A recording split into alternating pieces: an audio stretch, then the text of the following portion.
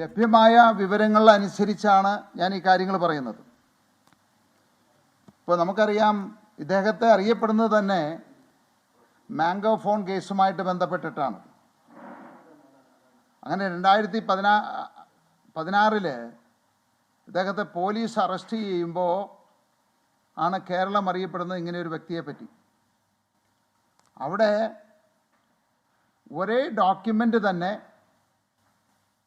പല ബാങ്കുകളിൽ പല രൂപത്തിൽ വെച്ച് തട്ടിപ്പ് നടത്തിയതായിട്ടൊരു ബാങ്കിൻ്റെ പരാതിയെ തുടർന്നാണ്. അതിനുശേഷം മറ്റ് ബാങ്കുകൾ വന്നു, അതുമായിട്ട് ബന്ധപ്പെട്ട് ഡീലർഷിപ്പ്, അങ്ങനെ വിവിധ അന്വേഷണങ്ങൾ നടന്നുകൊണ്ടിരിക്കുകയാണ്. അതിനുശേഷം 2021 മരമുറി കേസിലാണ് അദ്ദേഹം വീണ്ടും പ്രസിദ്ധനാവുന്നത്. മരമുറി കേസ് എന്ന് പറയുമ്പോൾ 500-600 വർഷം പഴക്കമുള്ള ഈട്ടിത്തടികൾ, അതും ആദിവാസികളുടെ അവരുടെ ഒപ്പ് വ്യാജമായിട്ടുണ്ടാക്കി ആ മരങ്ങൾ വെട്ടി വിറ്റു എന്നുള്ളതാണത്. ഇന്ന് എന്തുകൊണ്ടോ എനിക്കറിയില്ല, അതിനെതിരായിട്ട് ഇദ്ദേഹം കോടതിയിൽ കൊടുത്ത അപ്പീലുകളെല്ലാം തള്ളി. ഏതാണ്ട് 27 കേസുകളിൽ കൊടുത്ത അപ്പീൽ തള്ളി. അതായത് ഈ മരം വിട്ടുകിട്ടണമെന്ന് പറഞ്ഞ അദ്ദേഹം കൊടുത്ത പരാതികളാണെന്ന് തള്ളിയിരിക്കുന്നത്.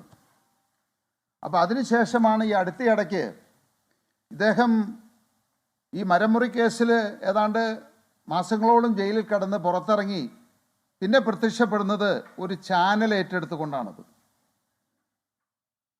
അതെല്ലാവരും അത്ഭുതപ്പെടുത്തി. കാരണം 2016 ഏതാനും കോടികൾക്ക് വേണ്ടിയിട്ട് ഇത്രയും മാത്രം തിരിമറികൾ നടത്തിയ ഒരാൾ എങ്ങനെ ഒരു ചാനൽ ഏറ്റെടുക്കാനായിട്ടുള്ള പണം എവിടെ നിന്നുണ്ടായി, എങ്ങനെ ഉണ്ടായി എന്നുള്ളത്. അത് മാത്രമല്ല, ചാനൽ ഏറ്റെടുത്തു എന്നുള്ളത് മാത്രമല്ല, 1 വർഷം കൊണ്ട് അതിൻ്റെ റേറ്റിംഗ്, എല്ലാ TRP റേറ്റിംഗ് അത്രമാത്രം അദ്ദേഹം കൂട്ടിക്കൊണ്ടുപോകുന്നു എന്നുള്ളതാണ്. അതിനെപ്പറ്റിയുള്ള പരാതികളും കേസുകളൊക്കെ നടന്നുകൊണ്ടിരിക്കുന്നു. അദ്ദേഹത്തിൻ്റെ ചരിത്രം അന്വേഷിച്ചു കഴിഞ്ഞാൽ എത്ര കേസുകളുണ്ട് എന്നുള്ളത് ഇനിയും കണ്ടെത്തേണ്ടിയിരിക്കുന്നു. 17 കേസുകളിൽ 8 കേസുകൾ വെറുതെ വിട്ടു, 9 കേസുകൾ ലൈവായിട്ട് ഉണ്ട്. അതിൽ ഗർഭിണിയായ സ്ത്രീയെ ഉപദ്രവിച്ചത് മുതൽ ഉദ്യോഗസ്ഥന്മാരെ തടഞ്ഞത്, അറസ്റ്റ് ചെയ്ത് കൊണ്ടുപോകുമ്പോൾ തടഞ്ഞ് വണ്ടിയിൽ നിന്ന് പോലീസുകാരെ ഉപദ്രവിച്ച് ചാടാൻ ശ്രമിച്ചതിൻ്റെ കേസ് മുതൽ അങ്ങനെയുള്ള ഒട്ടനവധി കേസുകളാണുള്ളത്. അതിലേക്കൊന്നും ഞാൻ പോകുന്നില്ല. ഇതിനെതിരെ ഈ മരമുറി കേസുമായിട്ട് ബന്ധപ്പെട്ട് ചില ചാനലുകൾ ചില വാർത്തകൾ പ്രക്ഷേപണം ചെയ്തു കഴിഞ്ഞപ്പോൾ അദ്ദേഹത്തിന് മാനഹാനി ഉണ്ടായി പോലും. അദ്ദേഹം അതിനെതിരെ കർണാടകയിൽ പോയിട്ട് ഇവർക്കെതിരെ ഒരു കേസ് ഫയൽ ചെയ്തു. അങ്ങനെ കോടതി ഇഞ്ചക്ഷൻ കൊടുത്തു, ഈ വാർത്തകളെല്ലാം നിർത്തിവെക്കണം, യൂട്യൂബിൽ നിന്നും എല്ലാത്തിൽ നിന്നും നീക്കം ചെയ്യണമെന്ന് പറഞ്ഞു. ഇവിടുത്തെ ചാനലുകാർ കോടതിയെ സമീപിച്ചു, സത്യാവസ്ഥ തെളിയിപ്പിച്ചു കഴിഞ്ഞപ്പോൾ അതേ കോടതി തന്നെ അത് വീണ്ടും റീഇൻസ്റ്റേറ്റ് ചെയ്യാൻ പറഞ്ഞു. അവിടെ നിന്ന് ഡിലീറ്റ് ചെയ്ത, നീക്കം ചെയ്ത വാർത്തകൾ വീണ്ടും റീഇൻസ്റ്റേറ്റ് ചെയ്യാൻ പറഞ്ഞതിന് ശേഷം 10,000 രൂപ പിഴയും അടിപ്പിച്ചു. അതായത് കോടതിയെ തെറ്റിദ്ധരിപ്പിച്ചതിന്.